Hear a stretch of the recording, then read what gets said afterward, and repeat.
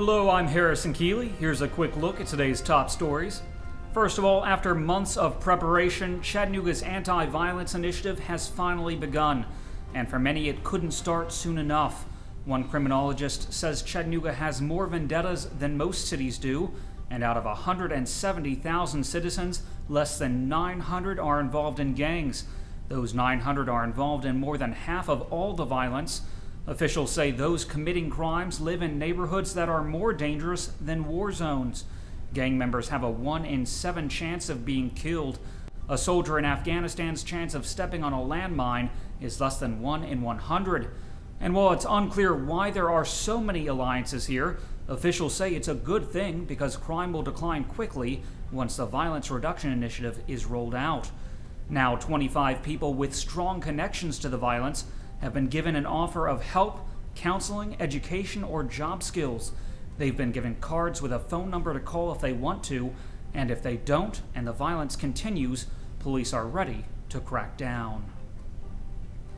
Hamilton County Schools is suing the city of Chattanooga for $11 million. The school board has voted 8-1 to sue the city for unpaid liquor taxes. Chattanooga has failed to pay the school system liquor by the drink taxes since 1998. School board members say they feel like they had no other option. Before the lawsuit, Mayor Andy Burke's chief of staff said he didn't see the city writing an $11 million check to the schools. Superintendent Rick Smith says he wanted to work directly with Burke on the issue, but he couldn't get a response from the mayor. School board member Jeffrey Wilson was the only one to vote against the lawsuit.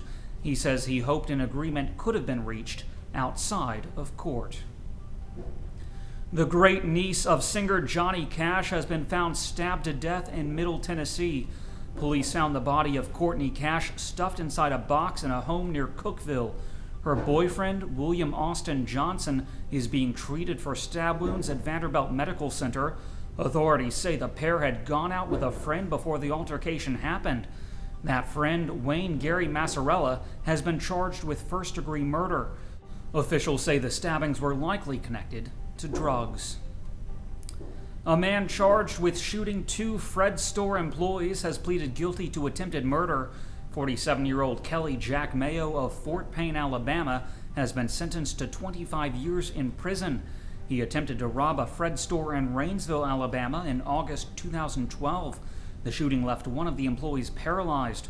Mayo also faces charges in another Fred store holdup in Cedartown, Georgia.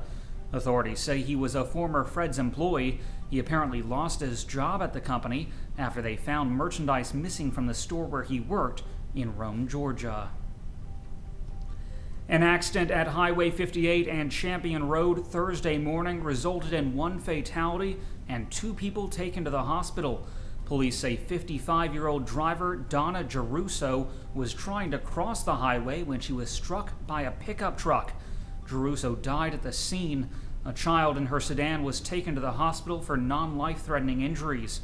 The driver of the truck, 53-year-old William Young, was also taken to a hospital for non-life-threatening injuries. Police are still investigating the accident. Another person died in a car wreck in Soddy-Daisy on Wednesday morning. Police say a car collided with a truck, and that crash remains under investigation. Also, WRCB reports 3 people have been taken to the hospital after a single vehicle accident in Chattooga County last night. The accident happened on W. Tate Road around 7:30 p.m.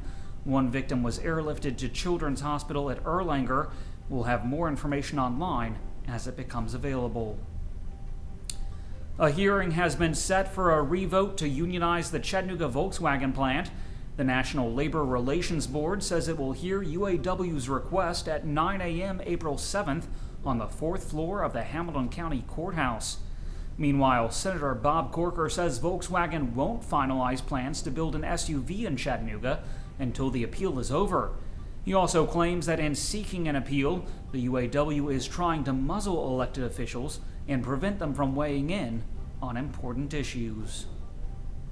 Turning to weather, today will be sunny with a high near 71 degrees. The low tonight will be around 47. That's it for today's newscast. Thanks for being with us. You can find more on these stories and breaking news all day long at timesfreepress.com.